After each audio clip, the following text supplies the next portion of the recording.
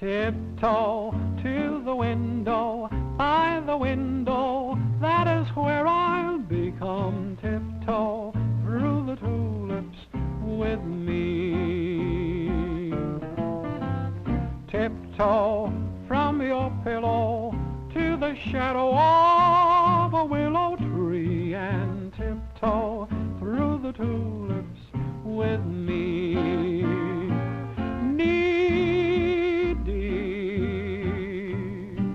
In flowers we'll stray, we'll keep those showers away, and if I kiss you in the garden, in the moonlight, will you pardon me? Come tiptoe through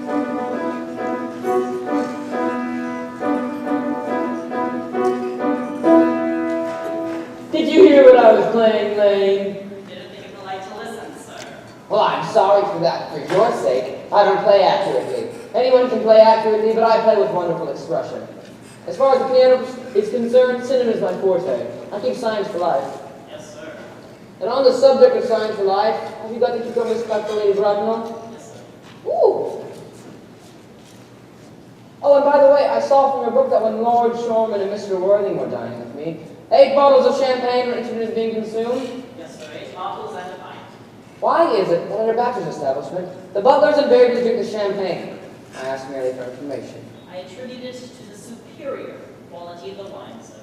I have found that in married households, the champagne is rarely a first-rate brand. Oh, the heavens! Is marriage so demoralizing as that? I believe it is a very pleasant state, sir. I admit I have very little knowledge on the subject. I have only been married once. That was in consequence to a misunderstanding between myself and a young person. Oh, I'm not sure I care much about your family life, Lane. This is very friendly subject, sir. I never think of it myself. Very natural, I'm sure, Lane. Thank you. That will do.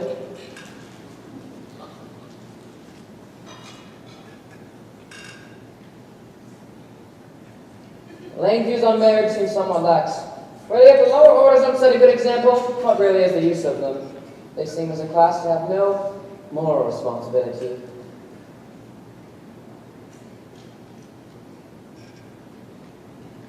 Mr. Earnest Worthing. Oh, my dear Ernest! What brings you up to town? Oh, pleasure, pleasure. What else should bring anyone anywhere? Still eating as usual, I see. Algae. I believe it is customary in a civilized society to take some slight refreshment. 5 o'clock. How have you been since Thursday?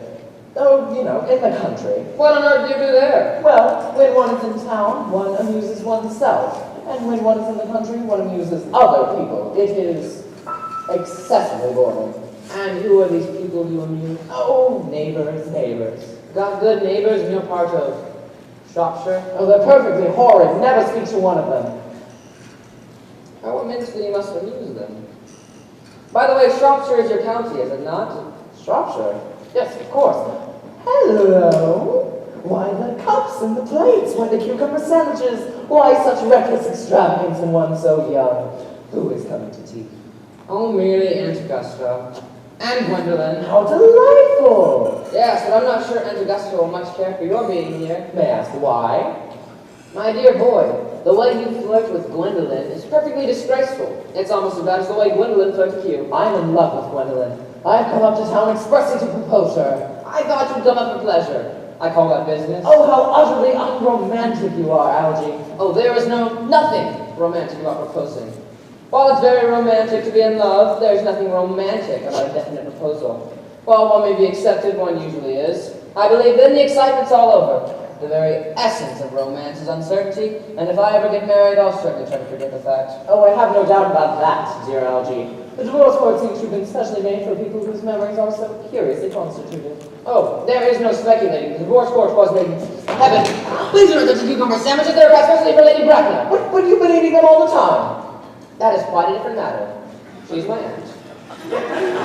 Here, have some bread and butter. The bread and butter's for Gwendolyn. Gwendolyn's devoted to bread and butter. Very good, bread and butter is too. My dear boy, you need not eat as if you are going to eat at all. You act as if you were already married to her. You are not already married to her, and I don't think you ever will be. Well, why? Well, in the first place, girls don't marry the men they flirt with. Girls don't think it right. Oh, that is nonsense. It isn't. It accounts for the several bachelors one sees all over the place. And, in the second place, I don't give my consent. Your consent? My dear fellow, Gwendolyn is my first cousin. And before I give my consent for you to marry her, you'll have to put up the question of Cecily. Cecily? Algy, what on earth do you mean by Cecily? I don't know anyone by the name of Cecily. Bring me the cigarette case Mr. Worthing left last time he dined here. Yes, sir. Do you mean to say that you've had my cigarette case all this time? Oh, for goodness, you would let me know. I was writing frantic letters to Scotland Yard about it. I was very nearly offering a large reward. Well, I wish you would. I happen to be more than usually hard up lately. Well, there's no good in offering a reward now that the thing is found. Well, I think it's rather mean of you, Ernest, I must say. Though now I look at the inscription on the inside and find the thing isn't yours after all. What? Of course it's mine. You've seen me with it 100 times now. Give it back, Algy. Besides, it's very ungentlemanly thing to read another man's private cigarette case. Oh, it's absurd to have hard, fast rule about what one should read and what one shouldn't. Half modern culture depends on what one shouldn't read. Well, I don't propose to discuss modern culture now. Just give it back. Yes, but this is a present from someone of the name Cecily. You said you didn't know anyone with that name. Well, if you must know, Cecily is my aunt. Cecily's my aunt. Your aunt? Yes, charming old lady she is too. Lives up at Tunbridge Wells. Yes, but why does your aunt call herself Little Cecily? From Little Cecily with her fondest love. My dear boy, what is there in that? Some aunts are tall, some aunts are not tall. Surely that is a matter an aunt may be allowed to decide for herself. You seem to think that every aunt should be exactly like your aunt. That is... For heaven's sake, give it back! Yes, but why does your little Aunt Cecily call you her uncle? From Little Cecily with her fondest love, dear Uncle Jack. There's no objection to an aunt being a small aunt, but why an aunt, no matter her size, should call her own nephew her uncle? I can't quite make out. Besides, your name isn't Jack at all. It's Ernest. It isn't Ernest. Oh, it's Jack. You have always told me it was Ernest. I've introduced you to everyone as Ernest. You look as if your name was Ernest. You replied to the name Ernest. You are the most earnest-looking man I've ever saw in my life. It's on your cards. Mr. Ernest Worthing, before the Albany. I'll keep this as proof if you try to deny it to me or to Gwendolyn or to anyone else. Well, my name is Ernest in town and Jack in the country. The cigarette case was given to me in the country. Yes, but why does your aunt call you her uncle? You might as well have it all out at once, boy.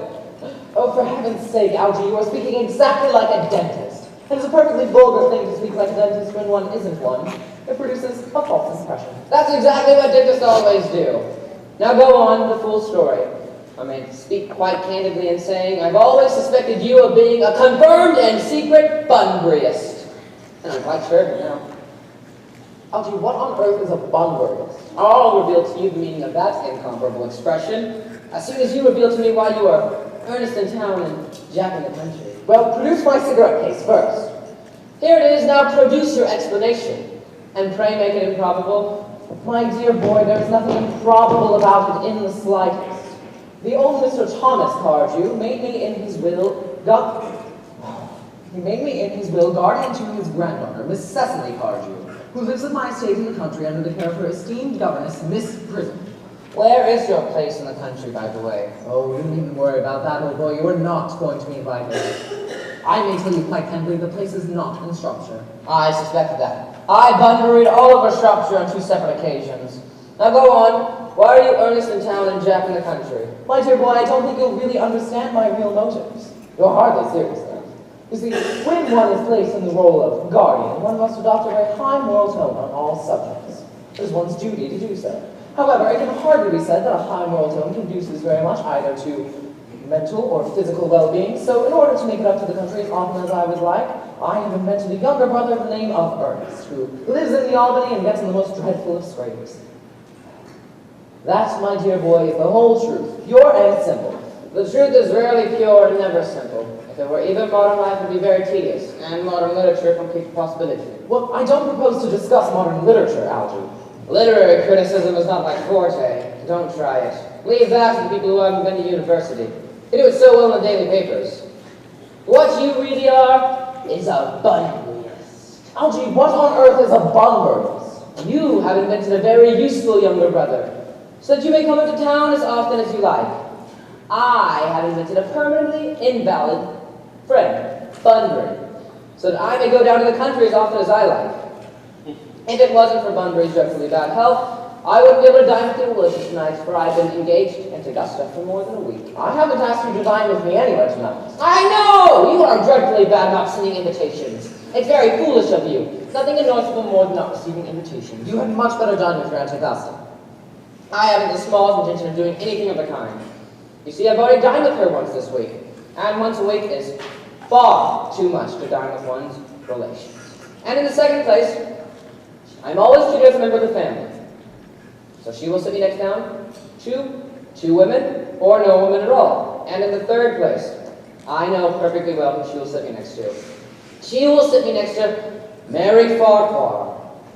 She always flirts with her husband across the table. It's not very pleasant. In fact, it's not even decent.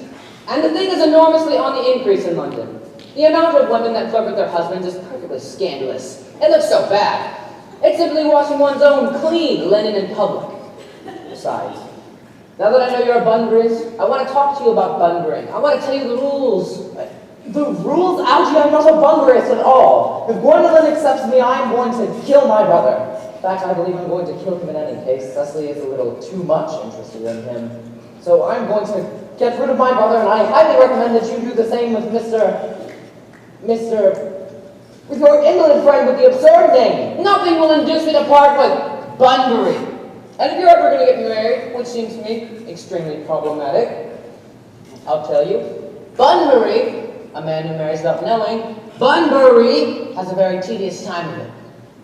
If I were to marry Gwendolyn, and she's the only girl I've ever met that I would ever consider marrying, I certainly wouldn't want to know Bunbury. Then your wife will.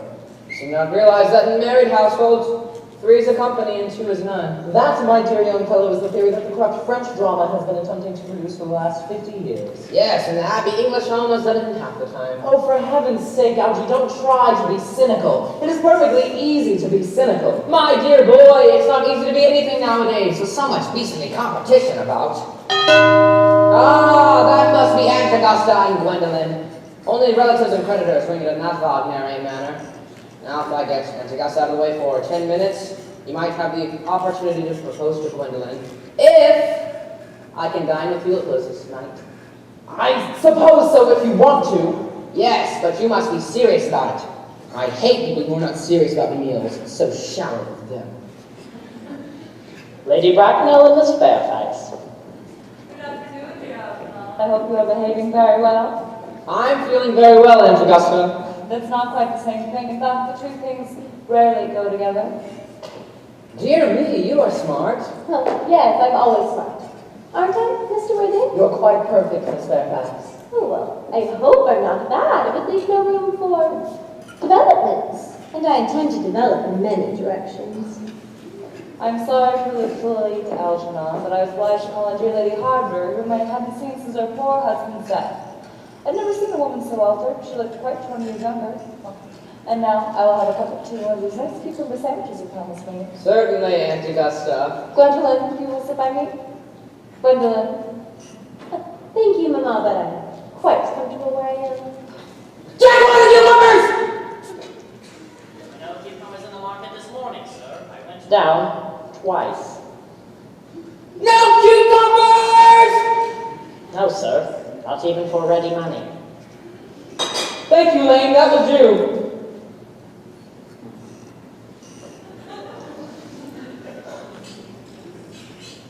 I'm very distressed about there being no cucumbers, Aunt Augusta. It really makes no matter, Algernon. I had some carpets earlier with Lady Harbury, who seems to me to be living entirely for pleasure now. I hear her hair has turned quite golden green. Oh, it certainly has changed color, because I, of course, cannot say. Thank you. Now, I've quite a treat for you tonight, Algernon. I'm going to send you down with Mary Farquhar.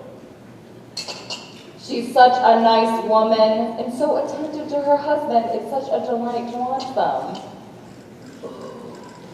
I'm afraid, Aunt Augusta, I'm going to have to give it the pleasure of dining with you tonight, after all. I would hope not. It would put my table completely out. It'd force your poor uncle to dine upstairs. Fortunately, he's accustomed to that. You see my friend Bunbury? Bunbury has become, dreadfully ill. They seem to think I should be with him. It's very strange, as Mr. Bunbury suffers from curiously bad health. Oh yes, Bunbury is dreadfully ungood. Well, I think it is high time that this Mr. Bunbury made up his mind on whether he was going to live or die. And so shilly-shallying with the question is absurd, nor do I in any way approve of the modern sympathy of invalids. I can say it more, baby. Illness of any kind is hardly a thing to be encouraged in others. Health is the primary duty of life. I'm always saying that to your poor uncle, but he never seems to take much notice. Well, as far as any improvements in his ailments goes. So I'd be much obliged if you'd ask Mr. Bunbury from me if you'd be so kind as to not have a relapse on Saturday, for I rely on you to arrange my music for me. Now one wants something that encourages conversation, particularly at the end of the season, whenever everyone said whatever they had to say, which in most cases was probably not much. I'll speak to Bunbury if he's still conscious, but I'm sure he'll be right by Saturday.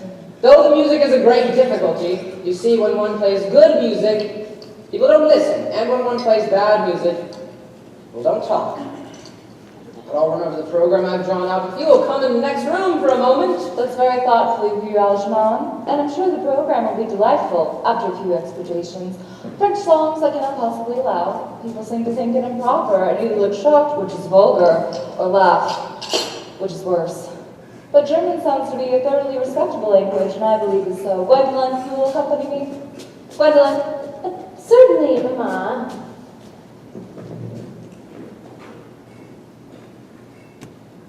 Charming day has been Miss Fairfax. Pray don't talk to me about the weather, Mr. Worthing.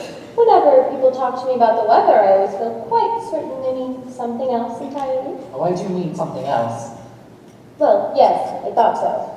In fact, I'm never wrong. And I would like to take advantage of Lady Bracknell's temporary absence to... I would certainly advise you to do so. Mamma has a way of coming back into a room suddenly that I've often had to speak to her about. Gwendolyn, ever since I met you, I admired you more than any girl I've ever met since, since I met you. Yes, I'm quite aware. And I often wish in public, at any rate, you'd been more demonstrative. For me, you've always had an irresistible fascination. Even before I met you, I was far from indifferent toward you.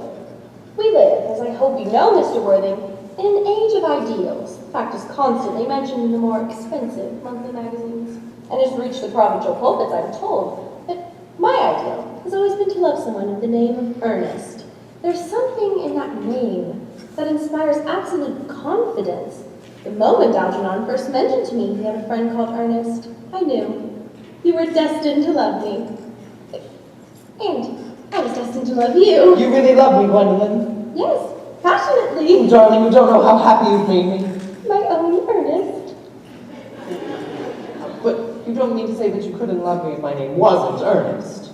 Well, we don't have to worry about that because your name is Earnest. But supposing it was something else, you don't mean to say that you couldn't love me then? That's clearly a metaphysical speculation. And like most metaphysical speculations, has very little reference at all. Well, to be completely honest with you, Gwendolyn, I don't think the name Earnest suits me at all. It suits you perfectly. It's a divine name. It has a music of its own. It produces vibrations. Well, I feel like Jack, for instance, is a much better name for me, much better fit. Jack? No. The name Jack does not thrill. It produces absolutely no vibrations. And besides, Jack is a notorious domesticity for John. And I pity any woman married to a man called John. She would probably never know the pleasure of a single moment's solitude. The only real safe name is Earnest. Gwendolyn, I must get christened at once. I mean, we must get married at once. Married, Mr. Worthing? Oh, yes, I mean, I love you, and you have led me to believe that you are not entirely indifferent to me, Miss Fairfax. Well, I adore you, but nothing at all has been said about marriage. The subject hasn't even been touched on. Well, may I propose to you now? Well, I think it would be an admirable idea, and to save you any possible disappointment, I think it only fair to tell you beforehand I fully intend to accept you. Oh, Gwendolyn. Yes, Mr. Worthing, what have you got to say to me? You know what I've got to say to you. Yes, but you don't say it. Oh, Gwendolyn, darling, will you marry me? Goodness, what a surprise! Of course I will. How long have you been about it? I'm afraid you have very little practice in how to propose. Darling, I've never loved anyone in the world but you. Yes, but men often propose for practice. At least my brother Gerald does. Well, what's what my girlfriends tell me? Oh, what wonderfully blue eyes you have. They're quite blue. I hope you'll always look at me just like that, especially when other people are present.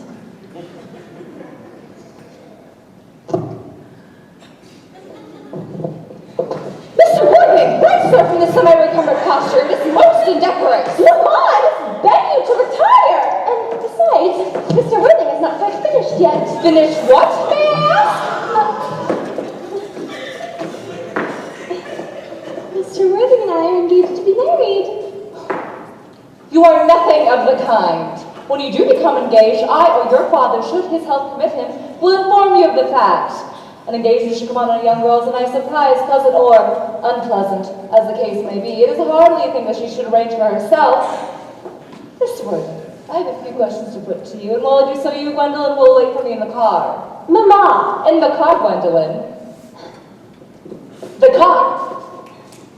Gwendolyn. Yes, Mama. Gwendolyn, the car.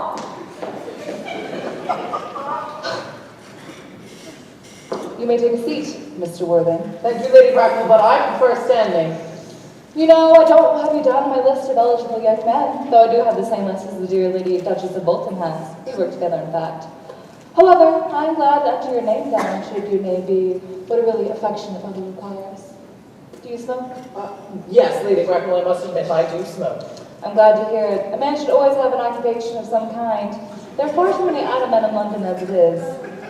What is your age? I'm 29. A very good age to be married at.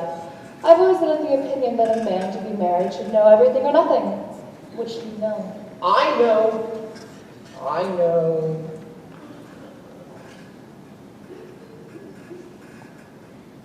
know nothing, Lady Bracknell. I'm glad to hear it. I don't approve of anything that tampers with natural ignorance. Ignorance is like a delicate exotic fruit. Touch it, and the bloom is gone. Quite clever. What is your income? Between 7,000 and 8,000 a year. And land or in investments? In investments, chiefly. That's not unsatisfactory. Land has ceased to be a profit or a pleasure. It gives one position and prevents one from keeping it up. That's all that can be said about women. I do own a country house with a small parcel of land attached to it, about 1,500 acres, I believe, but it is not my real source of income. In fact, I believe the poachers are the only people who make anything off of it. A country house? You have a townhouse, I suppose. A girl with a young, simple, and spoiled nature as my dear Gwendolyn cannot be possibly expected to reside in the country. Oh, yes, I do own a townhouse, but it is lent by the year to Lady Bloxham. Yes, but I can get it back after 6 months' notice. Lady Bloxham? I don't know her. Oh, she goes about very little. She's very advanced in years. Well, nowadays it is no guarantee of respectability of character. What number of Belgrave Square? 149. Oh, the unfashionable side. Well, that can easily be altered. The fashion or the side? Both, if necessary. Now, on to minor matters, Mr. Worthing. Are your parents living? I have lost both of my parents. Both? Mr. Worthing, to lose one may be regarded as a misfortune. To lose both looks like carelessness. Your father was evidently a man of some wealth. Was he born what the radical papers call purple of commerce, or did he rise from the ranks of aristocracy? Well, to be completely honest with you, Lady Bracknell, I don't know. I said that I lost both my parents, but it would be nearer to the truth to say that they lost me. I don't know who I am by birth. I was found. Found? Yes, the late Mr. Thomas Cardew, an elderly man of kindly disposition, found me and gave me the name of Worthing, because he happened to have a ticket to Worthing in his pocket at the time. Worthing is a seaside resort in Sussex. Yeah. Where did this Mr. Thomas Cardew with the first class ticket to Sussex find you? In a handbag.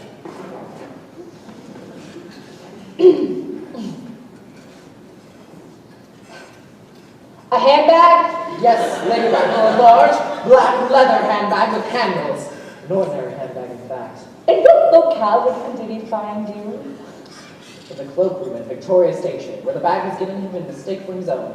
The cloakroom at Victoria Station. Yes, ma'am, the Brighton line. Oh, Mr. Worthing, that line is immaterial. Oh, to be born, or at any rate, bred in a handbag, seems to me to show a contempt for the ordinary decencies of family life. Well, what then would you have me do, Lady Bracknell? Rest assured that I would do anything to ensure Gwendolyn's happiness. I would advise you, Mr. Worthing, to find one parent of either sex before the season is quite over.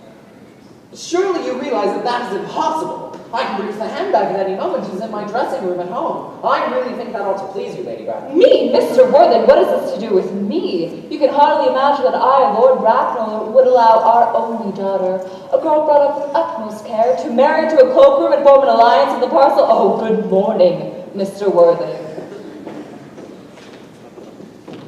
Good morning, Lady Bracknell. For heaven's sake, Algie, don't play that ghastly tune now! Idiotic you are! Didn't it go off all right, old boy? You don't mean to say she refused you. And it's a very bad habit she has. I think it's mostly ill-natured of her. Oh, Gwendolyn is as right as a trivet. As far as she is concerned, we are engaged. Her mother, on the other hand, is an absolute gorgon. Oh, well, I suppose I can't say that because I've never actually met a gorgon in real life, but she is a monster without being a myth, which I find rather unfair. Algie, I'm sorry, I should not speak so ill-naturedly about your relatives in front of you. Oh, I love hearing my relations abused. It's the only way I can deal with them. You see, relations are simply a tedious pack of people who haven't the slightest idea on how to live or when to die. Oh, that is nonsense. It isn't nonsense. Well, I don't want to argue about it. You always want to argue about things. That's what things are originally made for. Oh, if I thought that, I'd shoot myself.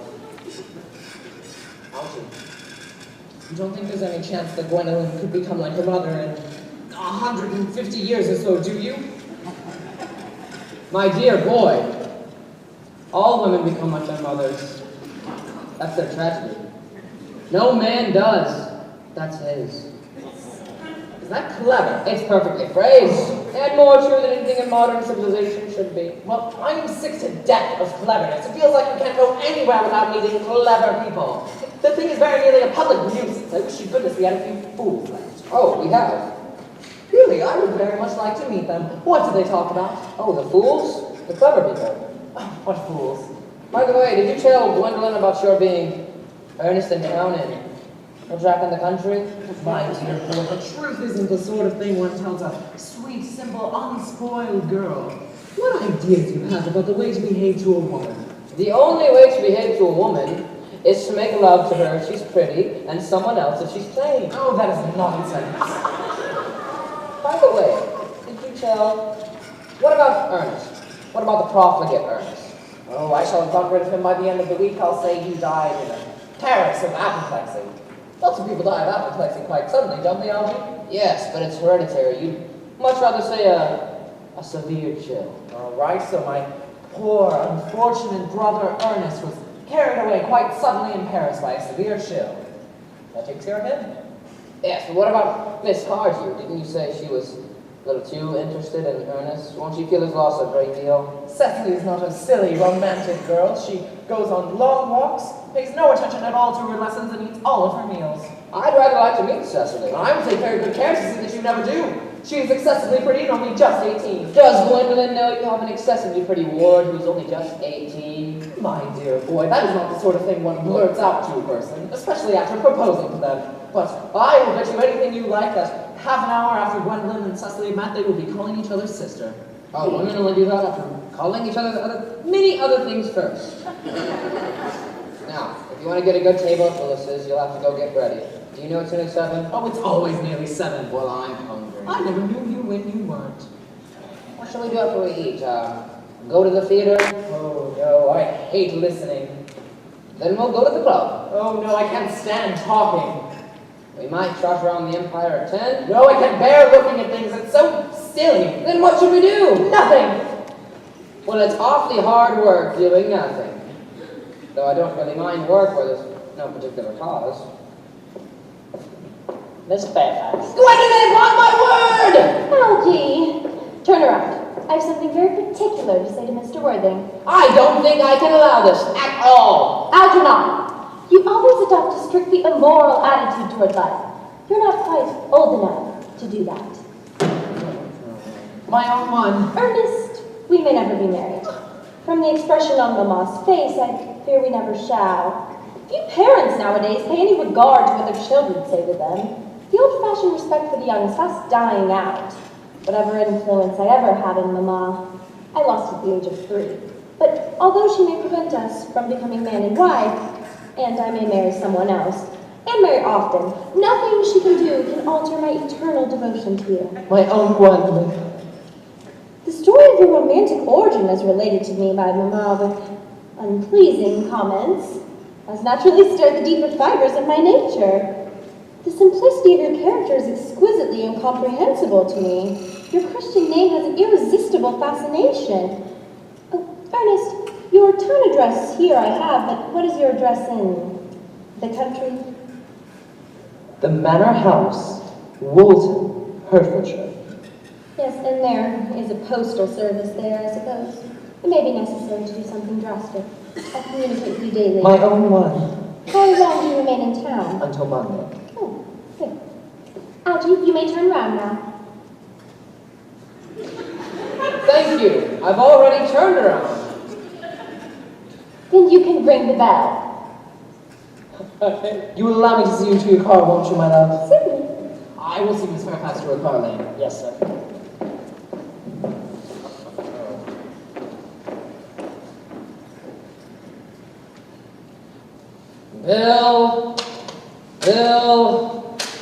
Bill. How many this time, Lane? 1, sir. I regret to inform you those sandwiches do a number on my arms. A glass of sherry, Lane. Yes, sir. I'm going Bunburying tomorrow, Lane. Yes, sir. I probably won't be back till Monday.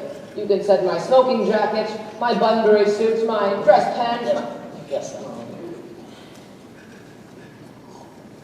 Oh, I hope tomorrow will be a fine day, Lane. It never is, sir. What a perfect pessimist you are, Lane. I do my best to give satisfaction, sir. Now there's a fine, sweet, upstanding girl. The only girl I've ever loved in my entire life. For heaven's sake, what are you laughing at? No, I'm just anxious about my poor friend Bunbury, that's all. If you're not careful, your poor friend Bunbury will get you into a serious scrape one day. Oh, I love scrapes. They're the only things that are never serious. Oh, that's nonsense. You never talk anything but nonsense. Nobody ever does.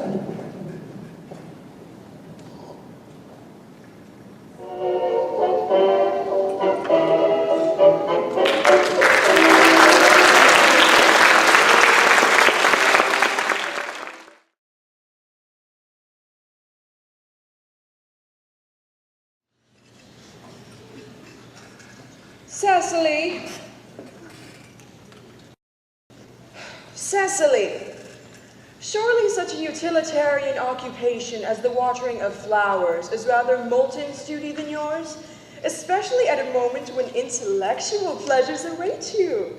Your German grammar is on the table. Pray open at page 15. We will repeat yesterday's lesson. But I don't like German. It isn't at all becoming language. I know perfectly well I look quite plain after my German lessons. Child, you know how anxious your guardian is that you should improve yourself in every way. He laid particular stress on your German as he was leaving for town yesterday. Indeed, he always lays stress on your German when he is leaving town. Dear Uncle Jack is so very serious. Sometimes I think he is so serious that he cannot be quite well. Your guardian enjoys the best of health, and his gravity of demeanor is especially to be commended in one so comparatively young as he is. I know no one who has a higher sense of duty and responsibility. I suppose that is why he often looks a little bored when we two are together. Cecily, I am surprised at you. Mr. Worthing has many troubles in his life.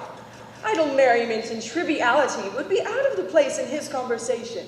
Or when you must remember his constant anxiety about that unfortunate young man, his brother. I wish Uncle Jack would allow that unfortunate young man, his brother, to come down here sometimes. We may have a good influence over him. Especially you, Miss Prism. You know German and geology. And think of that kind influence in me very much. I don't think that even I could produce any effect on a character that, according to his own brother's admission, is irretrievably weak and vacillating. Indeed, I'm not sure that I would desire to reclaim him. I am not in favor of this modern mania of turning bad people into good people at a moment's notice. See, as a man sows, so let him reap. You must put away your diary, Cecily. I really don't see why you should keep a diary at all. I keep a diary in order to enter on the wonderful secrets of my life. If I didn't write them down, I should probably forget all about them. Memory, my dear Cecily, is a diary that we all carry about with us. Yes, but it usually chronicles the things that have never happened and couldn't possibly have happened. I believe memory is responsible for nearly all the 3-volume novels and movies sent us. Do not speak slightingly of the 3-volume novel, Cecily. I wrote one myself in earlier days. Did you really, Miss Prism? How wonderfully clever you are. I hope it did not end happily. I don't like novels that end happily. They depress me so much. The good ended happily and the bad unhappily. That is what fiction means. I suppose so, but it seems so unfair. And was your novel ever published? Alas, no. The manuscript, unfortunately, was abandoned. I use the word in the sense of lost or mislaid. To your work, child, these speculations are profitless. But I see dear Dr. Chasuble coming up in the doorway. Chasuble, this is indeed a pleasure.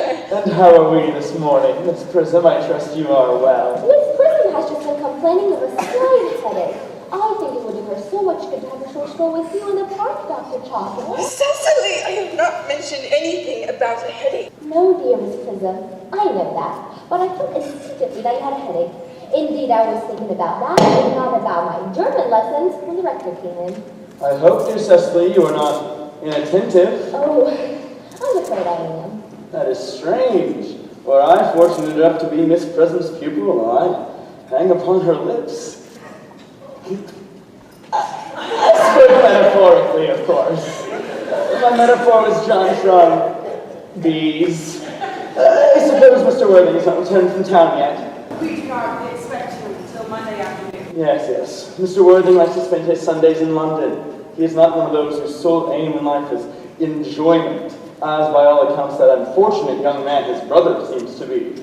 But I will not disturb Egeria and her pupil any longer. Oh, Egeria! My name is Letitia, Doctor. A classical allusion, merely. John from the pagan authors. I will see you no doubt at evensong. Oh, I think, dear doctor, I will have a show with you. I find I have a headache after all, and a walk might do it good. With pleasure, Miss Prism, with pleasure. We might go as far as the schools and back. That would be delightful. Cecily, you will read your political economy in my absence. The chapter on the fall of the rupee you may omit. It is somewhat too sensational. Even these metallic problems have their melodramatic side.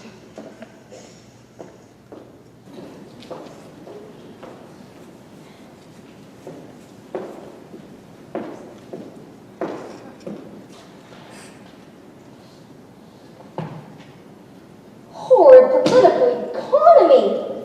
Horrid geography. Horrid German. Mr. Ernest Worthing has just driven over from the station. He has brought his luggage with him. Mr. Ernest Worthing, B4 the Albany W, Uncle Jack's brother. Did you tell him Mr. Worthing was in town? Yes, miss, he seemed very much disappointed.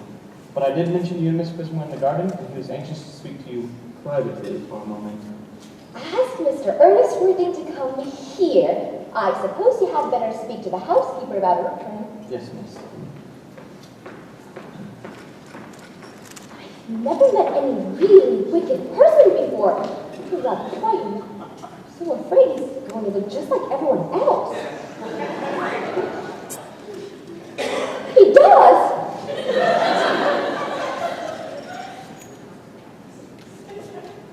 You are my little cousin Cecily, I'm sure.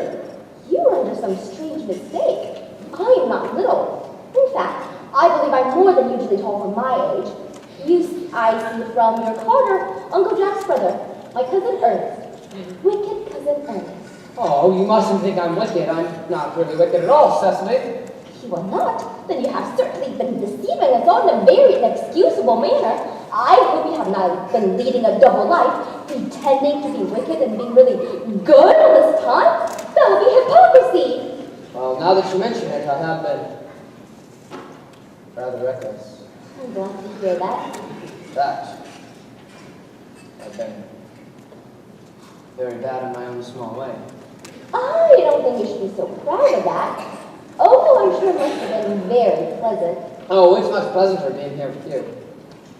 I don't see how he can be here at all. Uncle Jack won't be back until Monday afternoon. That is a great disappointment. I have a business appointment in London that I'm anxious to miss.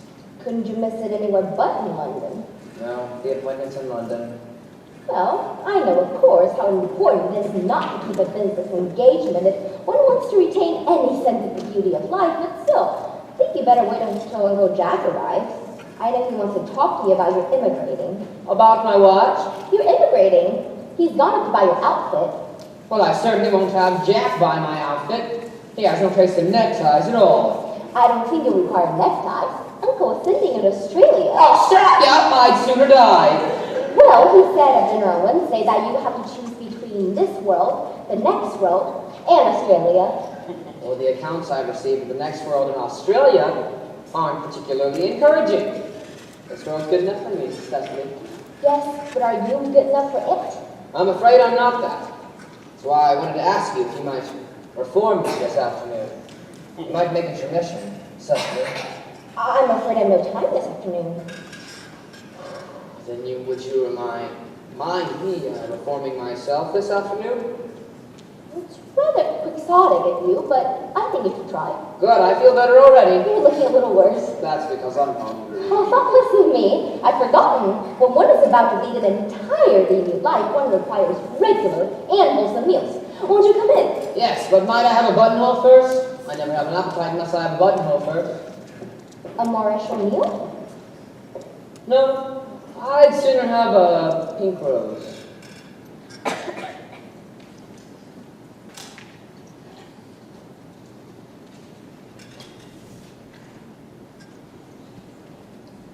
Why? Because you're like a pink rose, Cecily. I don't think it can be right for you to talk to me like that. Miss Prism never says such things to me. Then Miss Prism was a short-sighted old lady.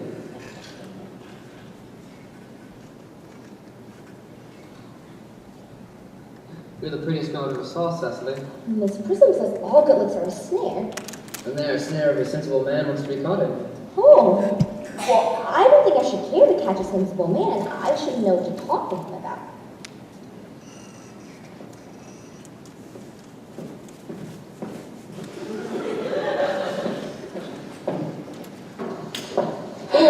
You are too much alone, Dr. Chasuble. You should get married.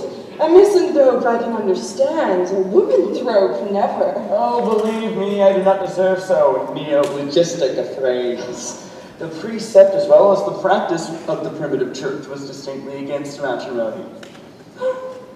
Well, that is obviously the reason why the primitive church has not lasted up to the present day.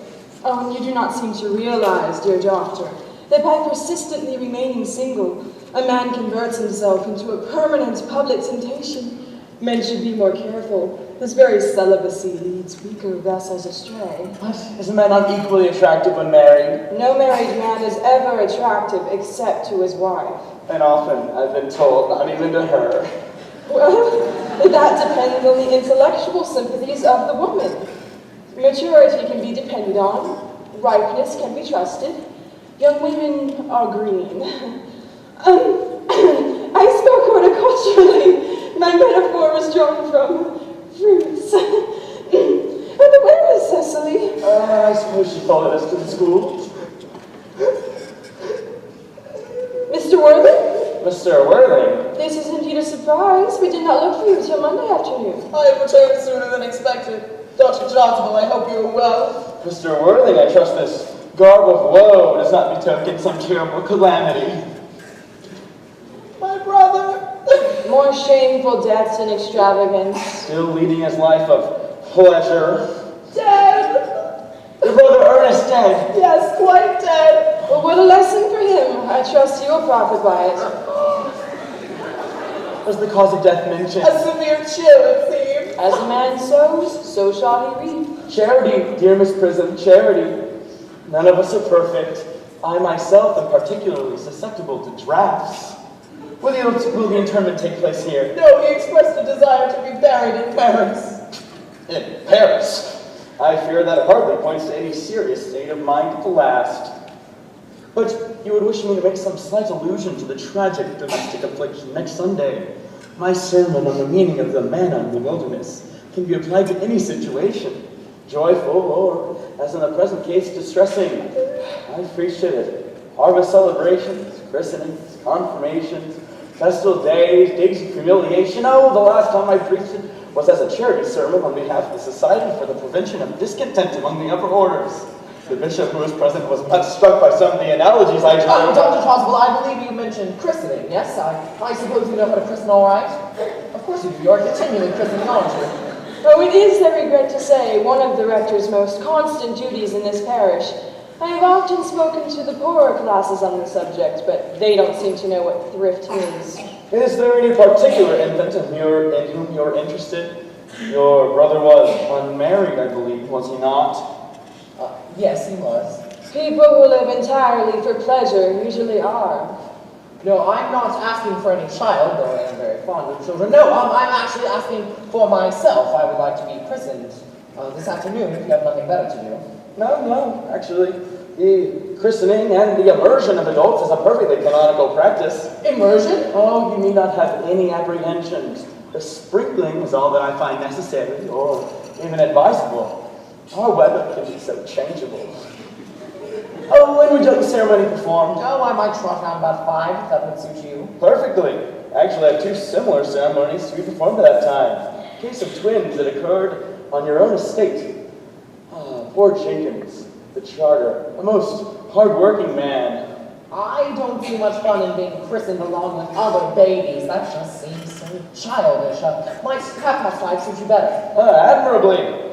But I wish not to intrude on the house of woe anymore. Remember, what seem to us to be bitter trials are often blessings in disguise. This seems to me a blessing of an extremely obvious kind. Uncle Jack! Oh, I am glad to see you back, but what horrid clothes you've got on. Do go and change them. Cecily! My child. What's the matter, Uncle Jack? You look happy. You look as if you got a toothache. And I've got such a surprise for you. Who do you think is in the living room? Your brother! What? Who? Your brother Ernest. He arrived about half an hour ago. That is ridiculous. I haven't got a brother. Don't say that. However badly he may have behaved to you in the past, he is still your brother. You could be so heartless as to disown him. I'll tell him to come out, and you'll shake hands with him, won't you, Uncle Jack? These are very joyful tidings. Actually, all have been resigned to his loss. His sudden return seems to me peculiarly distressing. My brother is in the dining room?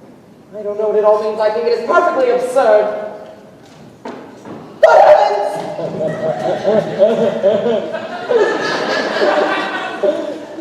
Brother John, I've come from town to express how sorry I am for living a bad life in the past, and that I intend to lead a better life in the future.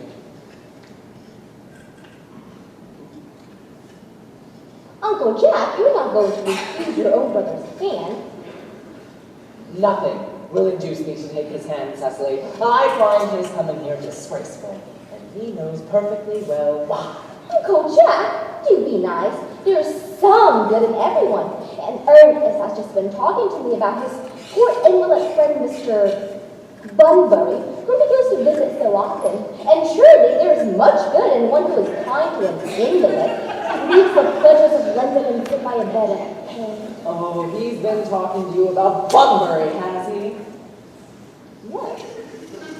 He's told me all about Mr. Bunbury and his terrible state of health. Well, I'll make sure he won't talk to you about Bunbury or about anything else ever again. It is enough to drive one perfectly frantic. Although I admit the faults are mostly on my side. I find Jack's coldness to me peculiarly painful. I expected a more enthusiastic welcome, especially for my first time to come up here.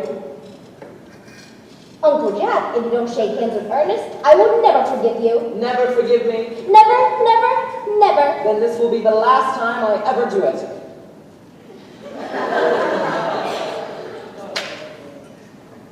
Oh, what a perfect reconciliation. I think we should leave the two brothers alone. Cecily, you will come with us. Certainly, Miss Prism. My little task of reconciliation is over. You've done a beautiful deed today, my child. We must not be premature in our judgments. I feel very happy. You complete scoundrel, Algy! You must get out of this place at once! I don't allow any Bunbury here! What? Mr. Ernest's luggage, sir. I put it in the room next to your own. I suppose that is all right. What? His luggage, sir. I've unpacked it and put it in the room next to your own. His luggage? Yes, sir. 2 portmanteaus, a dressing case, 2 hat boxes, and a large luncheon basket. I'm afraid, Chuck, I can't stay more than a week this time. Merriman, call the dog hunt at once. My poor brother has just been called back to town on some very urgent business. Yes, sir. What a fearful liar you are, Jack. I have not been called back into town at all. Oh, yes, you have. Yep, I haven't heard anyone call me. Your duty as a gentleman calls me. My duty as a gentleman has never interfered with my pleasures in the slightest degree. Oh, I can quite tell. Well, Cecily's a darling. I will not have you talk about Miss Marjorie that way. I don't like it. Well, I don't like the clothes. I think it's perfectly childish. You should be dressed in all black. Perfectly ridiculous to be mourning over a man who's staying in your house for a whole week as a guest. You are not staying with me for a week as a guest or anything else. You have got to leave by the 4:05 train. Well, I certainly won't leave you while you're in mourning. If I was in mourning, you'd stay with me. I think it most unfriendly if you didn't. Will you go if I change my clothes? Yes, though I've never seen someone change with such little results. Well, at least I'm not always overdressed as you are. If I'm occasionally overdressed, I always make up for it by always being immensely overeducated. Your vanity is ridiculous. Your conduct is an outrage, and your presence in my garden is utterly absurd! But you have got to catch the 4:05 train, and I wish you a pleasant journey back to town. This Bunbury has not been very successful for you. I think it's been very successful for me. I'm in love with Cecily, and that's everything. Though I have to see her before I go and make plans for another Bunbury. Oh, there she is. I merely came back to water the roses. I thought you were with Uncle Jack. He's going to get the dog cart for me. Oh, is he going to take it for a nice drive? He's going to send me away. Then we've got to fight. I'm afraid so. And a very painful parting it will be.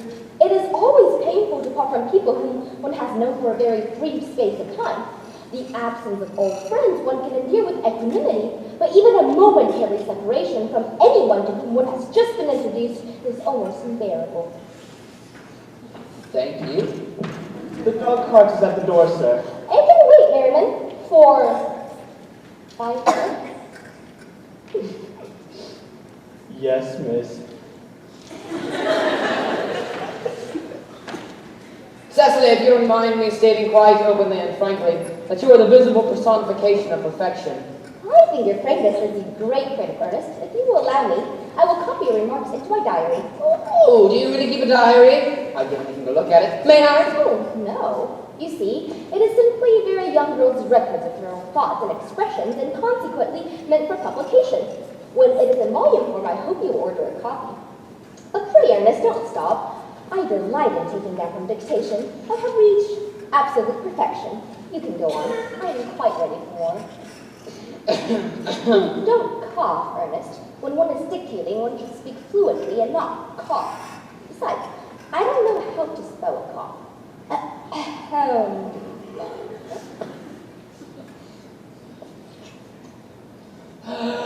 Ever since I looked upon your face, I dare to love you, wildly, passionately, devotedly, hopelessly. I don't think you should tell me you love me wildly, passionately, hopelessly, devotedly, hopelessly.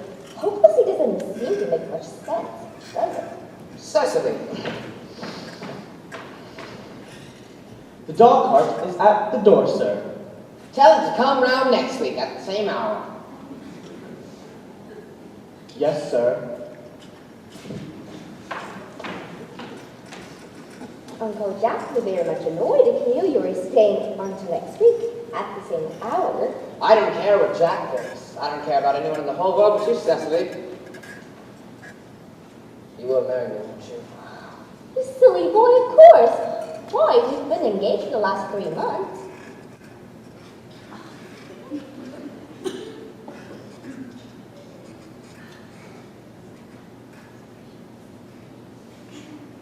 For the last 3 months? Yes.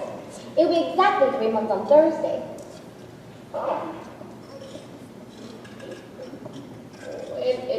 How did this engagement come about? Well, ever since Uncle Jack first confessed to us that he had a younger brother who was very wicked and bad, you, of course, have formed the chief topic of conversation between myself and Miss Prism. And, of course, the man who is very much talked about is always very attractive. One feels there must be something in him after all. Dare say it was foolish of me, but I fell in love with you, Ernest. Darling, and when did the engagement become settled? On the 14th of February last, worn out by your entire ignorance of my existence, I determined to end the matter one way or another. And after a long struggle with myself, I accepted you under this dear old tree. And the next day I bought a ring in your name, and here's a little bangle with a true that I promised you always to wear.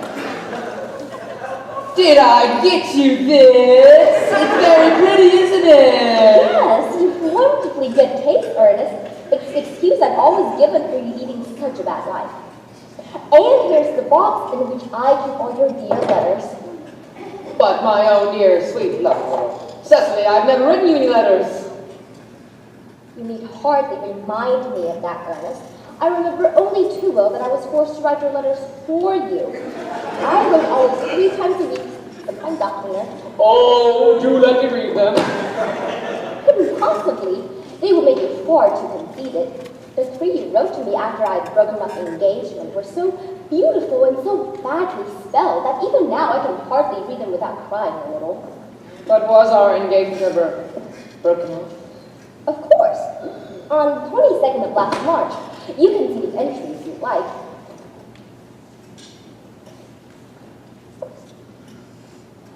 Today, I broke off my engagement with Ernest. I feel it is better to do so. The weather still continues charming. But why did you break it off? I have done nothing to you, Cecily. I am very much hurt indeed that you break it off, particularly when the weather was so charming. It would hardly have been a very, very serious engagement if it wasn't broken up at least once. But I forgave you for the week was out. Oh, what a perfect angel you are, Cecily. You dear romantic boy.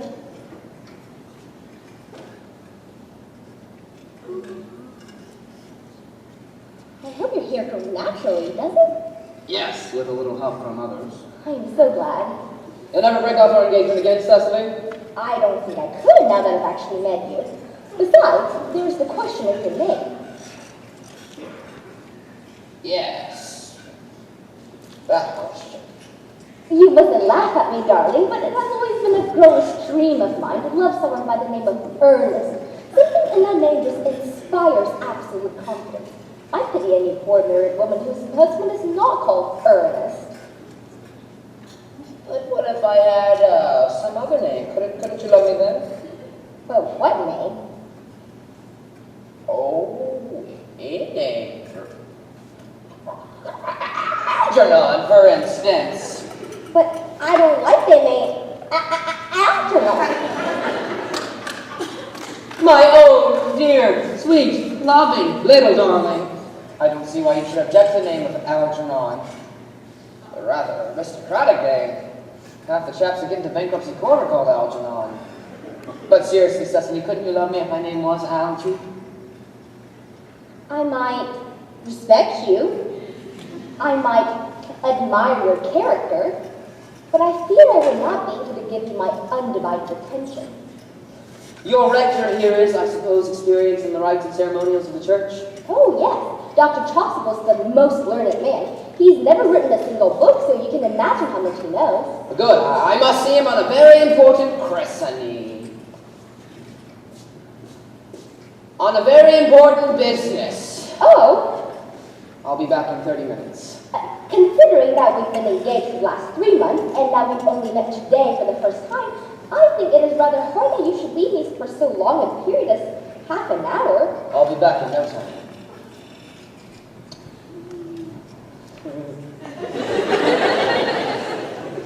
What an impetuous boy he is.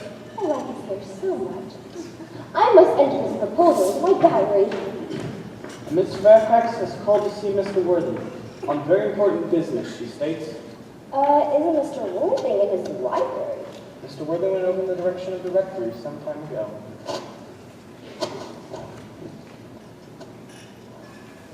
Pray ask the lady to come out here. Mr. Worthing is sure to be back soon. And he can bring tea. Miss Fairfax. No doubt one of the good many elderly women who are associated with Uncle Jack in some philanthropic work in London. I don't like women who are interested in philanthropic work. I think it is so forward of them. Miss Fairfax. Pray let me introduce myself to you. My name is Cecily Cardew.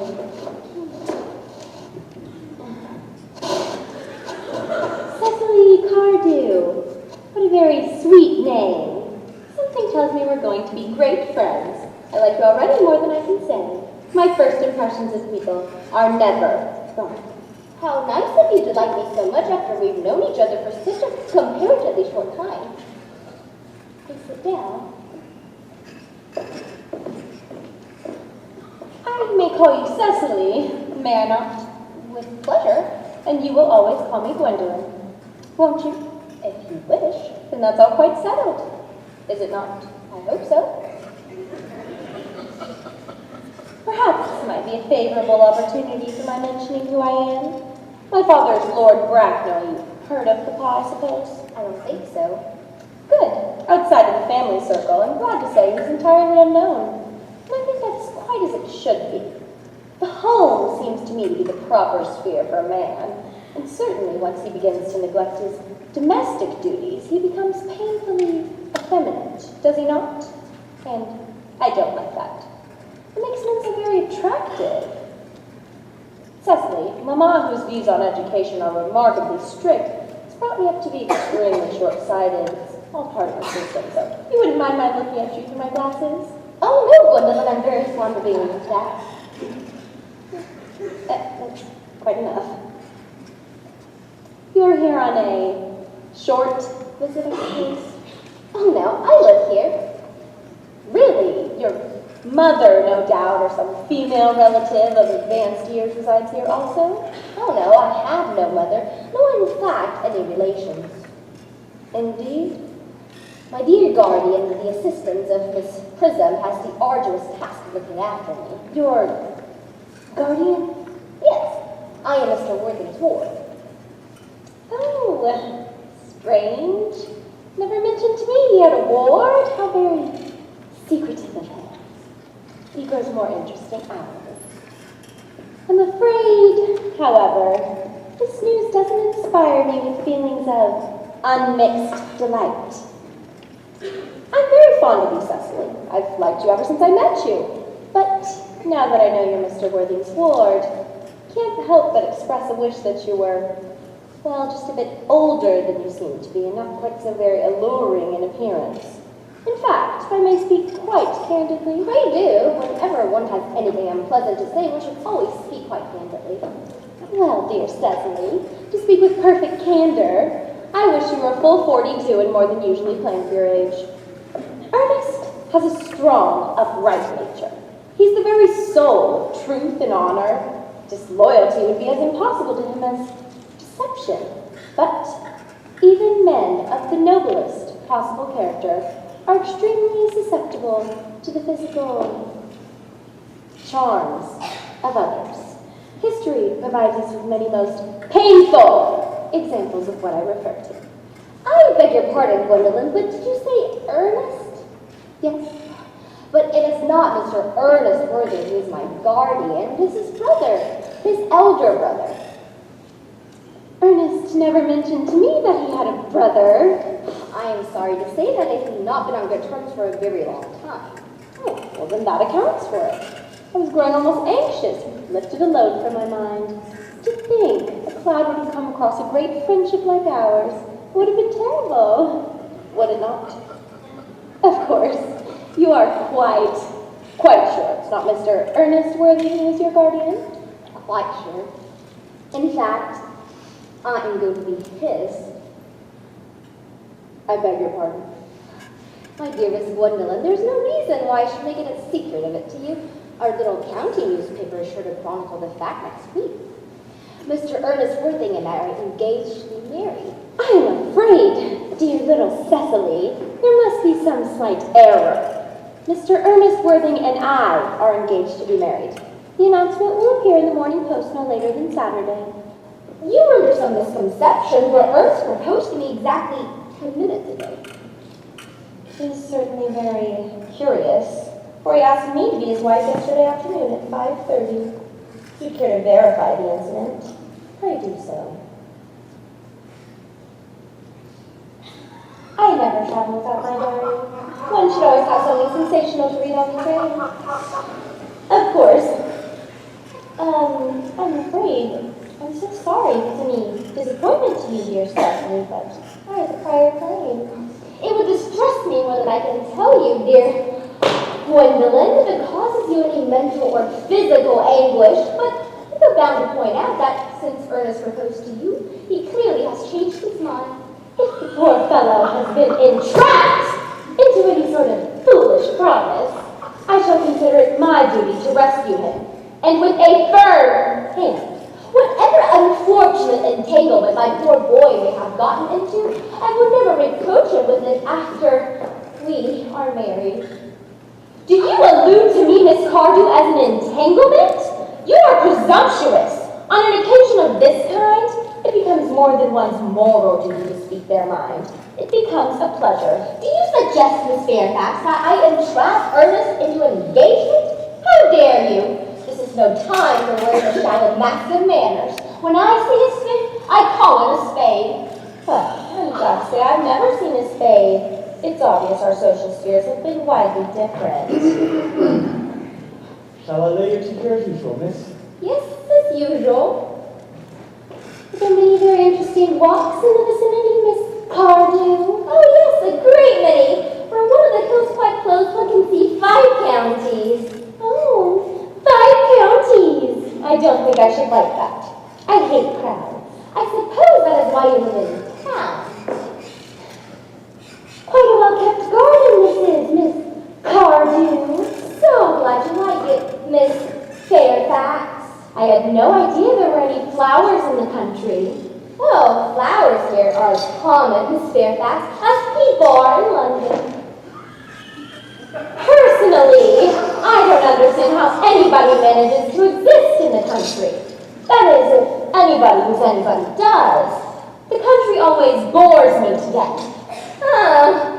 This is what the newspapers call agricultural depression, is it not? I believe the aristocracy are suffering very much from it just at present. It's almost an epidemic, I've been told. May I use some tea, Miss Miss Fairfax. Thank you. Detestable girl, but I require tea.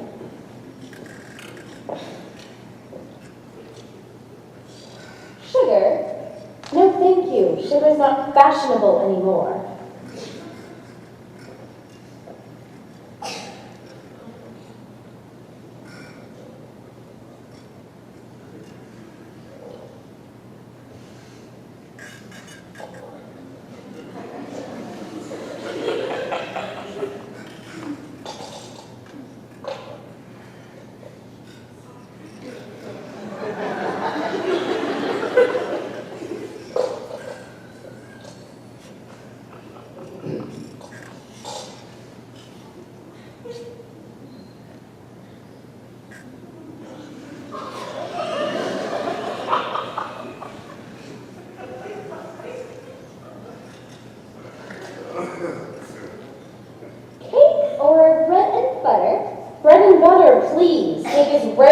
At the best houses.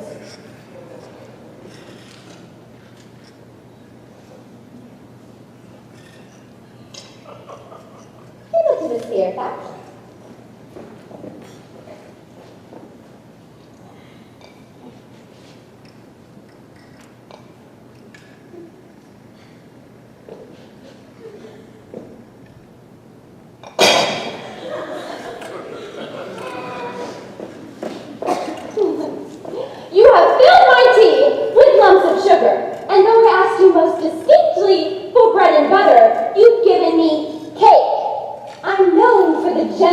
My disposition and the extraordinary kindness of my nature. But I warn you, Miss Cardew, you may go too far. To save my poor, trusting, innocent boy from the machinations of any other girl, there are no lengths to which I would not go. From the moment I saw you, I distrusted you. I thought you were false and deceitful. I'm never deceived in such manners. My first impressions of people are invariably right. It would seem to me, Miss Fairfax, that I am trespassing on your valuable time. No doubt you have many other calls of a similar character to like in the neighborhood. Ernest, my own Ernest. My own Gwendolyn. A moment. May I ask if you're engaged to be married to this young lady? Cecily! Heavens, no, who could put such an idea in your pretty little head? Thank you. You may. I knew there must have been some misconception, for the gentleman whose arm is at present around your waist is my guardian, Mr.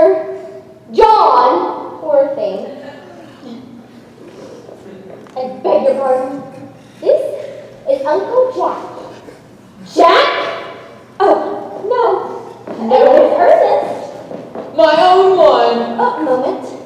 May I ask, are you engaged to be married to this young lady? What young lady? Good heavens! Gwendolyn! Yes, the good heavens, Gwendolyn. I mean, Gwendolyn. No, what could have put such an idea in your pretty little head? Thank you. You may. I thought there was some slight error, dear Cecily. The gentleman who's now embracing you is my cousin, Mr. Algernon Moncrief. Algernon Moncrief? Oh. Are you really called Algernon?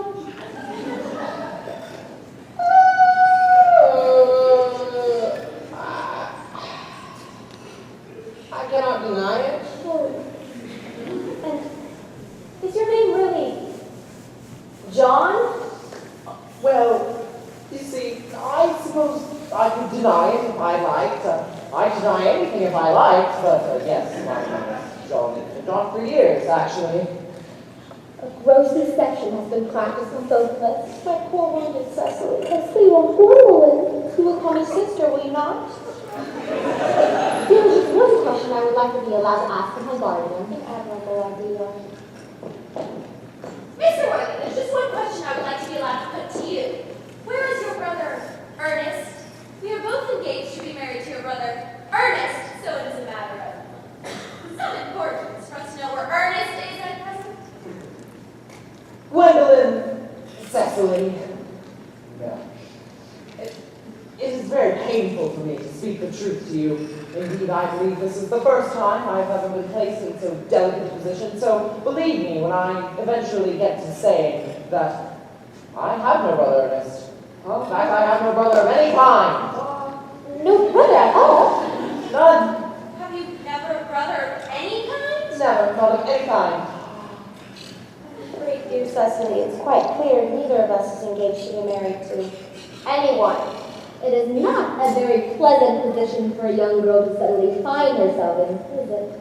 Let us go into the house. They'll hardly venture to come after us there. No, men are so cowardly, aren't they? This ghastly state of things is what you call thundering, I suppose. Yes, and a perfectly wonderful Bunbury it's been. The most wonderful Bunbury of my life. Well, the only small satisfaction I can take from all of this wretched business is that your good friend Bunbury is quite exploded. You won't be able to be making it up to the country quite as often as you used to, dear Algy. And that's not a bad thing, either. Your brother, Ernest, is a little off-color, isn't he? You won't be able to disappear off to London as off as your wicked custom was. And not a bad thing, either. As for your conduct towards Miss Cardew, I find your taking in a sweet, simple, innocent girl like that to be completely inexcusable. Say nothing of the fact that she is my ward. I can see no possible things, Jack, where you're taking in a brilliant, clever, well-thought-out girl as Gwendolyn. Say nothing of the fact she is my cousin. I simply wanted to be engaged to Gwendolyn. That is all. I love her. I simply wanted to be engaged to Cecily. I adore her. I see little likelihood of your marrying Miss Cardew. I don't see much likelihood, Jack, of your being united with Miss Fairfax. Well, that is no business of yours. If it was my business, I wouldn't talk about it. Stockbrokers do that, merely at dinner parties. How you can sit here, calmly eating muffins, when we are in this ghastly state I can't make out. It seems to me to be perfectly heartless. Well, I can't eat muffins in an agitated manner. The butter will probably get on my cuffs. One has eaten muffins, quite common. I say that you are eating muffins at all that is heartless under the circumstances. When I'm happy, people that know me intimately will tell you, I only accept food and drink. At the present moment, I'm unhappy, so I'm eating muffins, and I'm particularly fond of muffins. Well, that is no reason you should eat them all in that greedy way. I wish you would have tea cake. I don't like tea cake. For heaven's sake, I suppose a man might eat muffins in his own garden. You just said it was perfectly heartless. I said it was perfectly heartless of you, under the circumstances, and that is a very different thing. What? For heaven's sake, Alfred, I've already asked you to go. Why won't you just go? You can't possibly ask me to leave yet. I haven't even had dinner. Only vegetarians go without dinner. People like that. Besides, I've already made an appointment with Dr. Chasuble to meet person in the name Earnest at 6 o'clock. For heaven's sake, Algy, the sooner you give up that nonsense, the better. I myself have already made arrangements with Dr. Chasuble to be christened at 5:30, and I, naturally, will be taking the name of Ernest. Gwendolyn would wish it. And we can't both be christened Ernest. That is absurd. Besides, I have a perfect right to be christened if I like. Dr. Chasuble and I both agree that it is highly unlikely that I ever was in the first place. It's completely different in your case. You have been christened already. Yes, but I've not been christened for a long time. Yes, but you have been christened, and that is the important thing. I've been christened, but you said you weren't sure if you have. I don't see it's very dangerous. You could be venturing into it now. It might make you very unwell. You need not forget someone very closely connected to you was very nearly carried off by a severe chill and pains. Yes, but you yourself said that a severe chill is not hereditary. It used to be. I dare say it is now. Science is always making wonderful improvements in things. Oh, that is nonsense! You never talk anything but nonsense! Oh, for heaven's sake, Algy. Damn, you're on the movies again! But I told you I didn't like tea cake! Well, I don't like tea cake either. Then why on earth do you serve it to your guests what I give you hospitality? Well, for heaven's sake, Algy, I've asked you to go. Why won't you just go? No, Algy, no! Oh, Algy. That's the ground.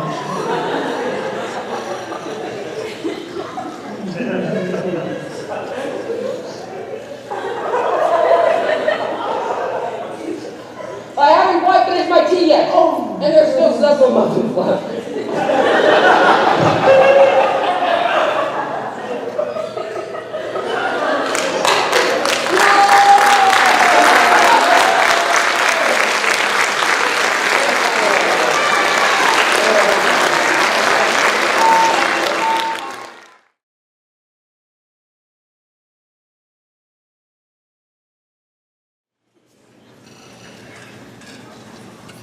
fact that they did not follow me at once into the house seems to show they have some sense of shame left.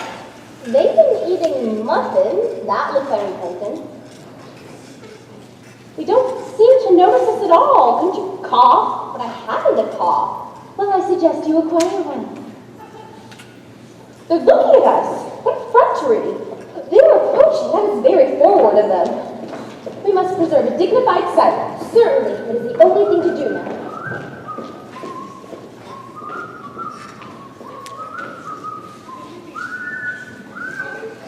This dignified silence seems to be producing an unpleasant effect. Most distasteful one. But we will not be the first to speak. Certainly not. Mr. Earnest, I have something very important to say to you. Much depends on your reply. Gwendolyn, your common sense is invaluable. Mr. Monkey, kindly answer the following question. Why did you pretend to be my brother's guardian? In order that I might have the chance of meeting you. That certainly seems a satisfactory response, doesn't it? Yes, dear, you can believe him. I don't, but it does not affect the wonderful beauty of his answer. True, in matters of great importance. Style, not sincerity, is the vital thing. Mr. Worthy, what explanation can you offer me for your pretending to have a brother? Was it so you may have the opportunity of coming up to town to visit me as often as possible? Can you doubt it, Miss Fairfax? I have the greatest doubts upon the subject, and I intend to crush them. Now is not the moment for German skepticism. The explanation certainly appeared to be quite satisfactory, especially Mr. Worthing's. I am more than content with what Mr. Moncrief said. Then you think we should forgive them? Yes! I mean, no. True, I'd forgotten. There are principles at stake, ones that one cannot surrender. We should have the task of telling them it's not a pleasant one. Could we not both speak at the same time? An excellent idea. I nearly always speak at the same time as other people. Will you take the time for me? Certainly.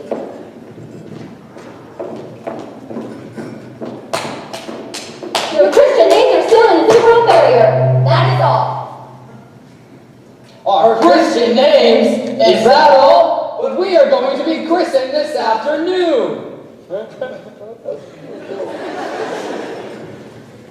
For my sake, are you prepared to do this terrible thing? I am.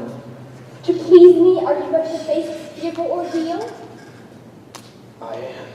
Oh, it is certain about the equality of the sexes. Where questions of self-sacrifice are concerned, men are infinitely beyond us.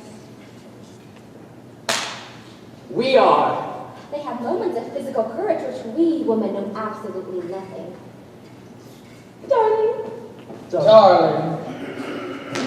Lady Bracken. Gwendolyn, what does this mean?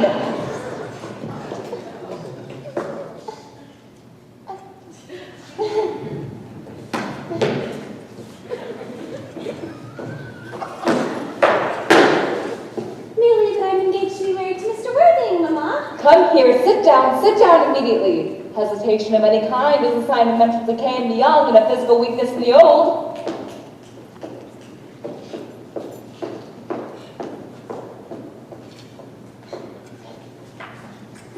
Apprised, sir, of my daughter's sudden flight by her trusty maid, whose confidence I had purchased by means of a small coin, I followed them immediately in a luggage train. Her unhappy father is, I am glad to say, under the impression that she is at a more than usually lengthy lecture of the University Extension Scheme on the influence of a permanent income of thought.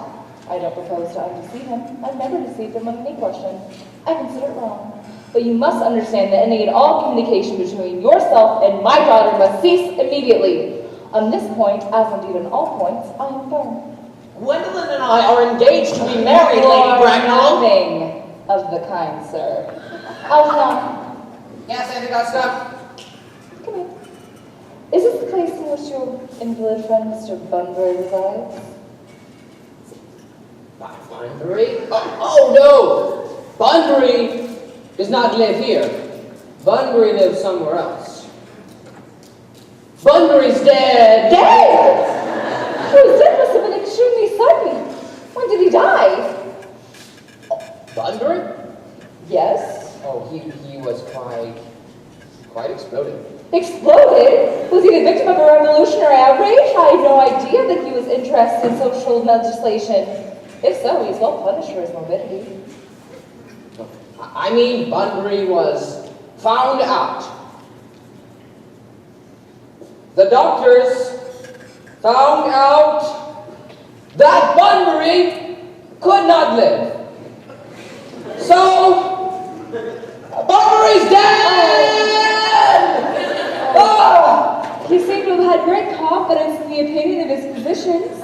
I'm glad, however, that he arrived at some definite course of action and acted under proper medical advice. And now that Mr. Bunbury's out of the way, Mr. Worthing, who's the in person whom my nephew Algernon is holding what seems to me to be a most peculiarly unnecessary manner? This young lady is my ward, Miss Cecily Cardew. Cecily and I are engaged to be married. I beg your pardon? Mr. Moncrief and I are engaged to be married, Lady Bracknell. I do not know whether there is anything peculiar in the air of this particular part of Hertfordshire, but the number of engagements that go on seems to me to be considerably above the proper average that statistics have laid down for our guidance. I suppose some preliminary inquiry on my part would not be out of place, Mr. Worthing. Is Miss Cardew at all connected with any of the larger railway stations in London? I merely desire information. It wasn't until yesterday afternoon that I heard of any families or persons whose origin was a terminus. Miss Cardew is the granddaughter of the late Mr. Thomas Cardew of 149 Belgrave Square, SW, Gervais Park, Dorking, Surrey, and the Sporran, Fifeshire, NB. That's not unsatisfactory. 3 addresses always inspire confidence, even if tradesmen would have to provide their authenticity. I have carefully preserved the court guides of the period, Lady Bracknell. They are open for your inspection. I've known grave errors in that publication. Miss Cardew's family solicitors are Messrs. Markby, Markby, and Markby. Markby, a firm of the highest position in their profession. Indeed, I'm told that one of the Mr. Barclays is occasionally to be seen at dinner parties. So far, I'm satisfied. I also have in my possession, you'll be pleased to note, records of Miss Cardew's birth, baptism, whooping cough, registration, vaccination, confirmation, and the measles, both the English and German variety. A life kind of an incident, I see, though perhaps somewhat too exciting for one so young. I myself am not in favor of premature experiences. Come, Gwendolyn, the time approaches for our departure. We've not a moment to lose. As a matter of form, Mr. Worthing, I might ask if Miss Cardew has any little fortune? Oh, about £130,000. Oh, and in the funds I might have. Good day, Lady Bracknell. So pleased to have seen you. Mr. Worthing, £130,000? Oh, and in the funds. Miss Cardew seems to be a most attractive young lady now that I look at her. Come here, dear. Pretty child. Your dress is sadly simple, and your hair looks as if nature might have left it. Oh, but we can soon alter all that. A thoroughly experienced young French maid produces a really marvelous result in a very brief space of time. I remember recommending one to dear Lady Dumbledon, and after 3 months, her own husband did not know her. And after 6 months, nobody knew her. Can you turn around, dear? No. Side view is what I want. Just as I suspected, there are distinct social possibilities in your profile. The two main ones of today's society are its want of principle and its want of profile. The chin a little higher, dear. Style largely depends on the way that the chin is worn, and it's worn very high just at present. Algernon. Yes, Auntie Augusta? There are distinct social possibilities in Miss Carter's profile. Cecily's the dearest, sweetest, prettiest girl I ever saw in my life. And I don't give 2 pigs about social possibilities. Algernon, never speak disrespectfully of society. Only people who can't get into it do that. Come here, dear. Of course, you know that Algernon has nothing but his debts to depend on. But I myself am not in favor of mercenary marriages. When I met Lord Bracknell, I had no fortune of any kind, but I never dreamed of letting that stand in my way. So, I suppose I must give my consent. Thank you, Auntie Augusta. Cecily.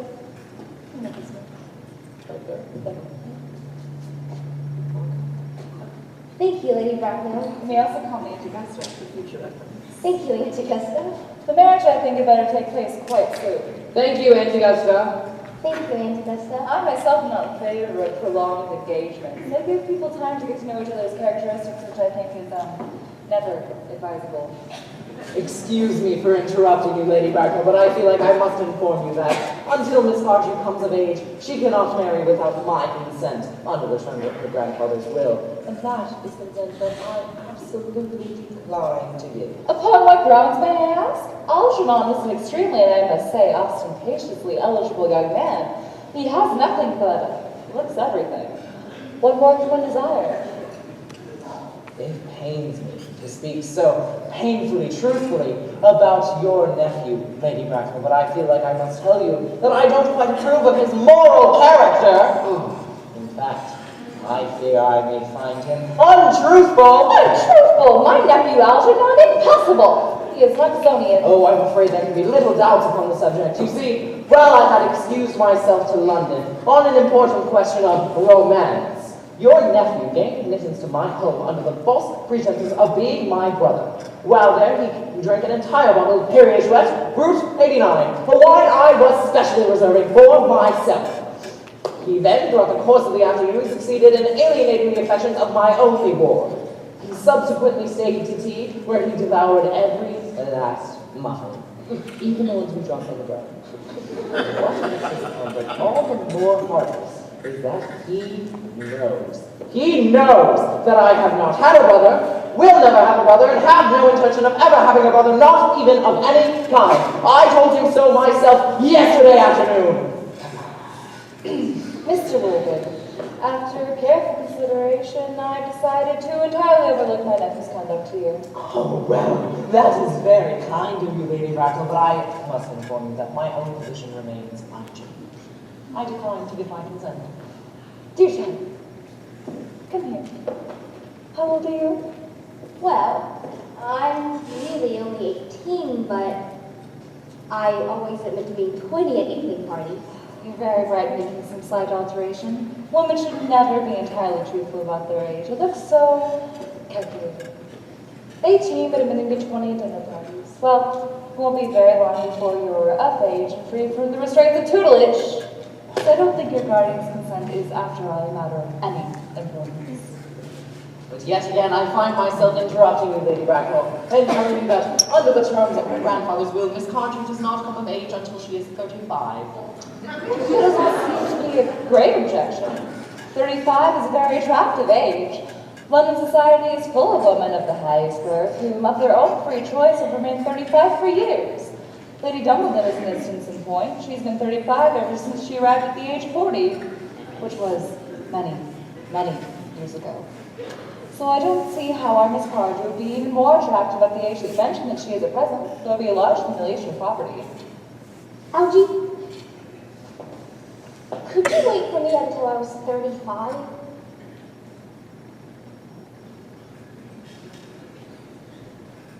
Of course I could, Cecily. You know I could. Yes, I felt it instinctively. But I couldn't wait all that long. I hate waiting for anybody, even for 5 minutes. It always makes me rather cross. And waiting, even for marriage, is quite out of the question. Then what is to be done, Cecily? I don't know, Mr. Moncrief. Mr. Worthing, as Miss Carter positively states that she cannot possibly wait until she's the age of 35, a remark which I am bound to say shows a somewhat impatient nature, I would beg of you to reconsider your decision. Oh, but Lady Bracknell, you don't seem to realize that the power rests entirely in your hands. You see, the moment that you consent to my marriage with Gwendolyn, I will allow your nephew to form an alliance with my ward. You do know that what you propose is out of the question. Then a passionate celibacy is all that any of us have to look forward to. That is not the destiny that I propose for Gwendolyn. Algernon, of course, can choose for himself. Come, dear. You've already missed 5 and not 6 trains. To miss any more might expose us to comment on the platform. Everything is quite ready for the christenings. The christenings?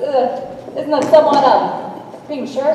Both of these gentlemen have just expressed a desire for immediate baptism.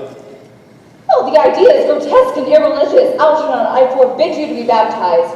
Lord Bracknell will be highly displeased if he learned that this was in which you wasted your time and money. Am I to understand that there to be no christenings this afternoon? The way things are now, dear doctor, I'm afraid they won't do either one of us much benefit. It pains me to hear such sentiments from you, Mr. Worthing. They savor the heretical views of the Anabaptists, views which I have refuted in full of my unpublished sermons. However, as your current mood seems to be one particularly secular, I will return to the church at once. Indeed, I've just been informed by the pew opener that for the last hour and a half, Miss Prism's been waiting for me in the vestry. Prism? Did I hear you mention a Miss Prism? Yes, Lady Bracknell, I'm on my way to join her. Pray allow me to detain you for a moment. This may prove to be of vital importance to Lord Bracknell and myself. Now, is this Miss Prism a female of repellent aspect, most remotely connected with education? Miss Prism is the most dignified of ladies and the very picture of respectability. It is obviously the same person. Might I ask what position she holds in your household? I am a celibate, madam. Lady Bracknell, Miss Prism has been for the last 3 years Miss Cardew's esteemed governess and invaluable companion. In spite of what I hear of her, I must hear at once. Let her be sent for. Oh, she approaches. She is nigh. I was told you expected me in the vestry, dear Canon. I have been waiting for you there for an hour and 3/4. Come here, Prism. Prism. Where is that baby?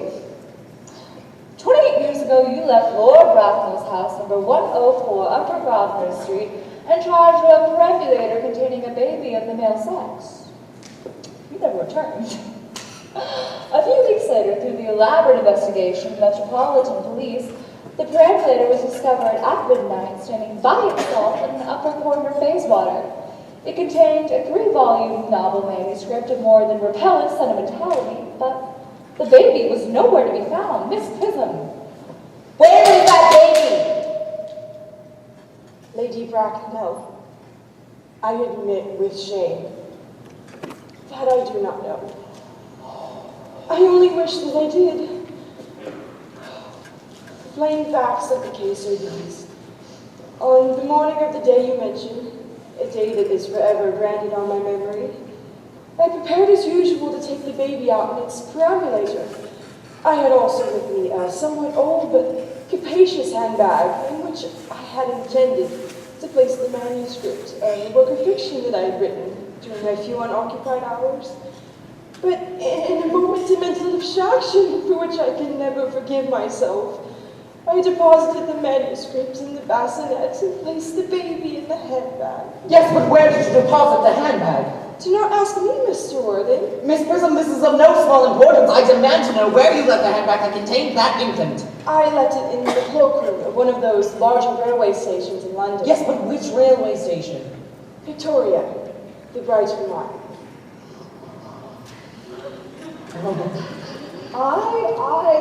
I must retire to my room for a moment. Gwendolyn, wait for me! You're not too long, I'll wait here for you all my life.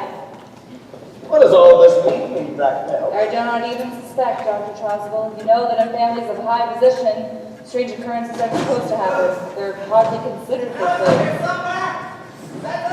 Uncle Jackson's strangely agitated. Yes, he does. He's a very emotional nature. He sounds as if he was having an argument. I hate arguments of this kind. They're often vulgar and convincing.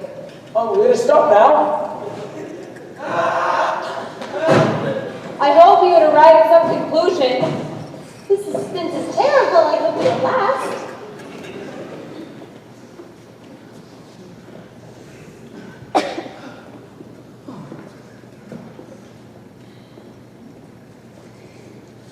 Miss Prism, is this the handbag?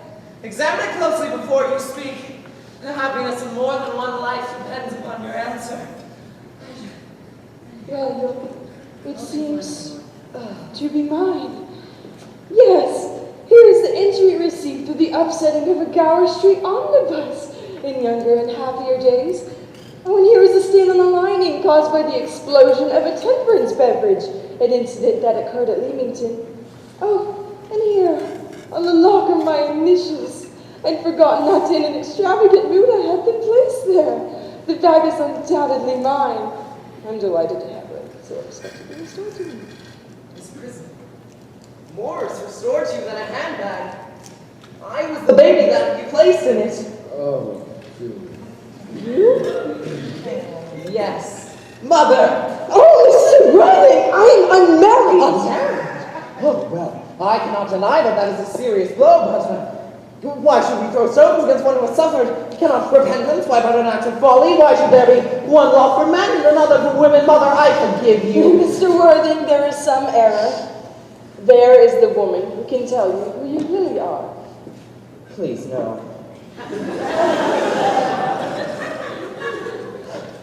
Lady Bracknell. I just hate to seem inquisitive, but if you don't mind, could you please inform me who I am?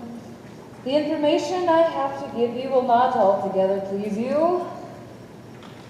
You're the eldest son of my dear sister, Miss Lady Moncrief, and consequently, Algernon's elder brother.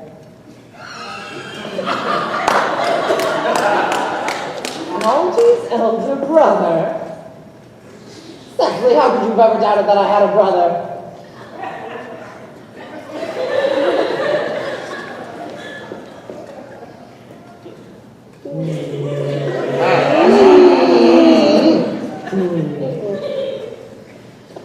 Dr. Chasuble, my unfortunate brother. Dear Miss Prism, my unfortunate brother. Gwendolyn, my own one, my unfortunate brother. Algy, you scoundrel, you really must behave more like a brother to me in the future. You've hardly behaved like a brother to me all your life. I will try. Though I admit I was out of practice.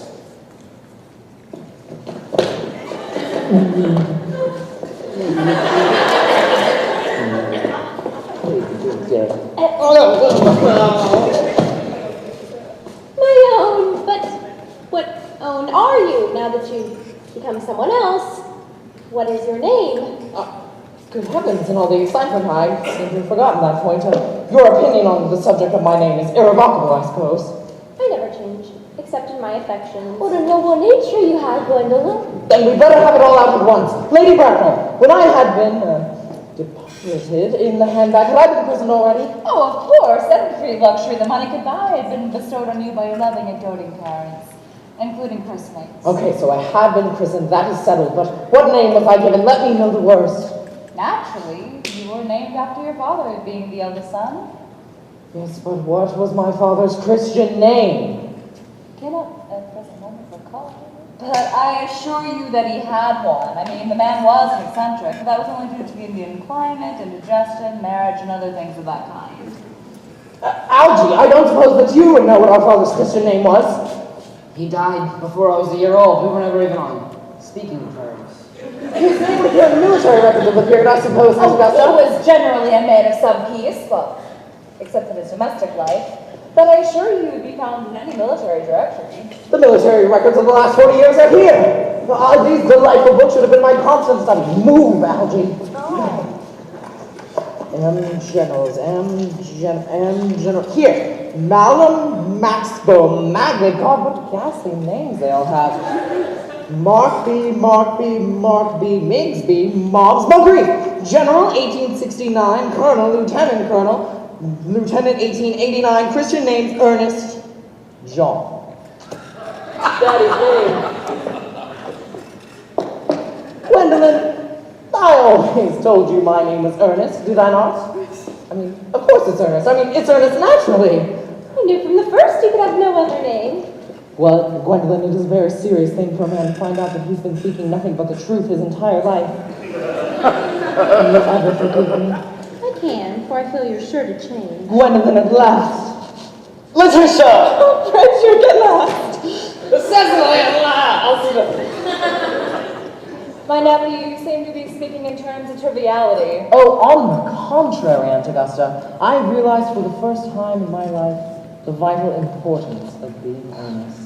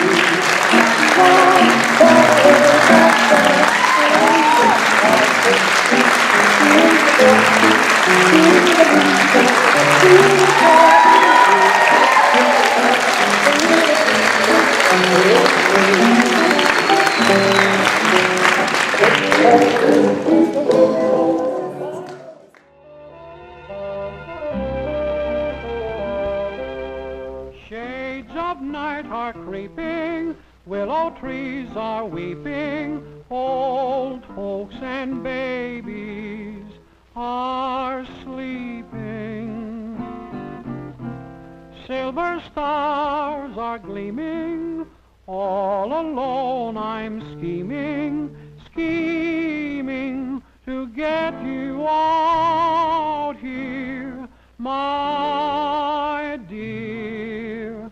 Come, tiptoe to the window, by the window, that is where I'll become. Tiptoe through the tulips with me.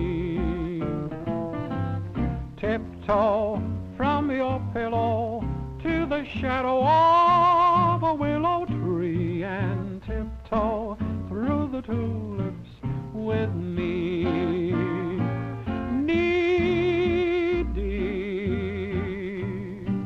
in flowers we'll stray, we'll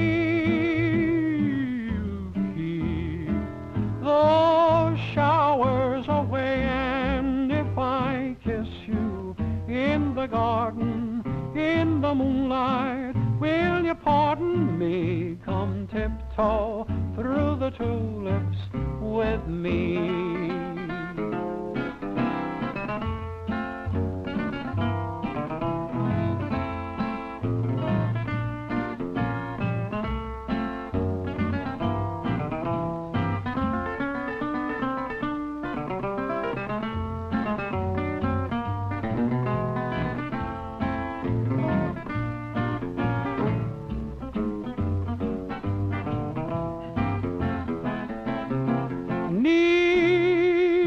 Knee-deep in flowers we'll stray, we'll